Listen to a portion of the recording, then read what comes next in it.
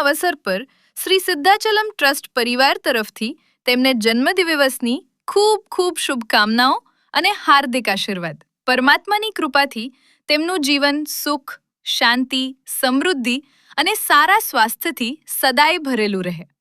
કલ્યાણી, તમને જન્મદિવસની ખૂબ ખૂબ શુભકામનાઓ. જો આ વિડીયો તમને પસંદ આવ્યો હોય તો જરૂરથી લાઈક કરો, શેર કરો અને તમારા પરિવારજનો તથા મિત્રો સુધી પહોંચાડો.